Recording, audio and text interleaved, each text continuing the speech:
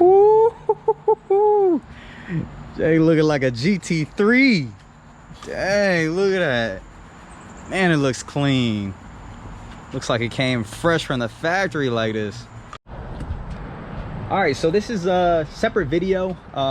If you're new to the channel, we're building an S2000, but if you're here, you're probably here for the center install piece, and that's this piece right here. So the plastic piece we're gonna keep, but we're changing out this leather piece and pretty much all the leather pieces. So this trim piece is all getting swapped out. So we're going ahead and installing a couple of new suede pieces. We're gonna replace the boot as well, just because it's super old. It came originally with the car and it's just worn down.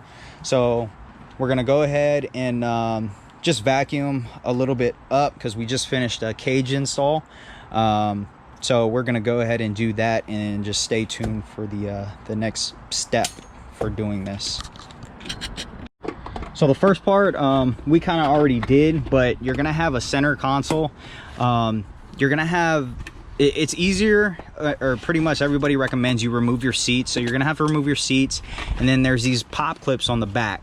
So you're gonna remove the pop clips here, and then there's two screws that screw this piece in, and you're gonna have to remove the center console if you have the factory center console.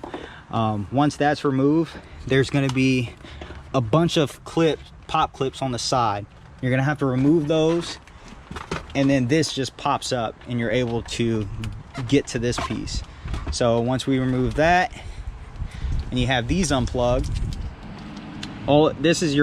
these go to your seat belt plugs. So you're gonna want to unplug those, and the center I think it's like the chime and everything like that, I believe it is, but that's to get this piece off. So you're gonna have to remove each one of those, and then the button to the hazards and your convertible button all gets unplugged underneath. So we're gonna unplug those, and that's how we're able to remove. Sam, can you hold this real quick? So once these are unplugged right here, you're able to get to there's this other one right there. You're able to remove this, and this piece just comes up, and all these wires just feed through. So you're gonna feed through and remove that way. All right, so what I had to do, I didn't know this is just an overlay. So I just cleaned the leather, that's the factory leather up, wiped it down with alcohol, and then I'm just gonna use like 3M adhesive and put the suede over top of it, and then we just got to go around, and then I'll have to cut a hole for the shift knob, and then the factory plastic piece will go over top, and then the same thing with the leather. I think this piece will fully come off, and then we can just put the suede piece over top, and then we'll be done on that for that. So once you get to this point, if you just have a replacement leather piece, you'll have to remove your stereo unit and then place the leather piece underneath it, and then you just lay it out. So it's simple as that, and then you'll just redo your pop clips.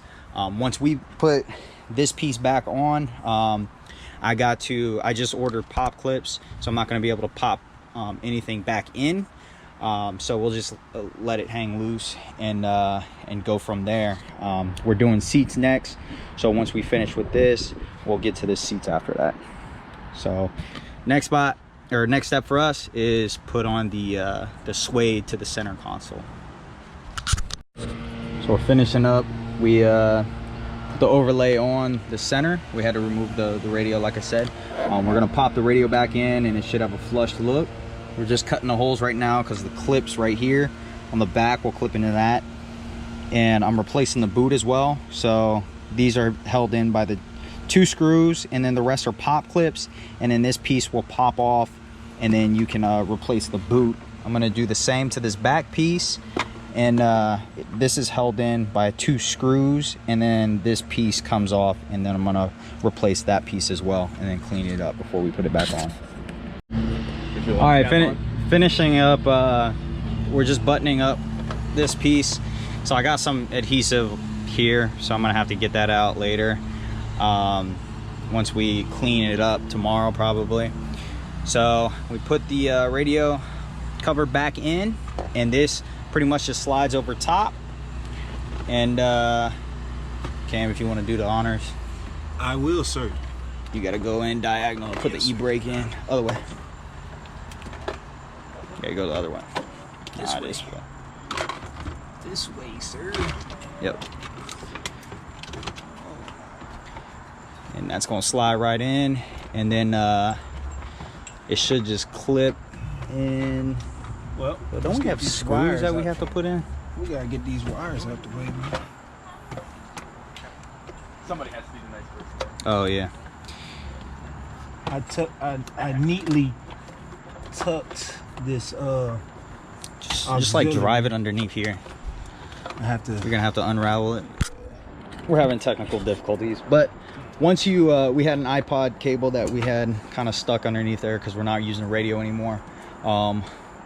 Pretty much once you have it back like that, that's the finished product. As you can see, it looks a lot better than the than what we had it before. So that's it, and that's all she wrote. So see you in the next video. If you liked it, like and subscribe, and follow the track build, the S2000 and the WRX. Peace out, guys. See you later. Jay looking like a GT3. Dang, look at that. Man, it looks clean. Looks like it came fresh from the factory like this. Got the suede trim. Dang, this thing look good.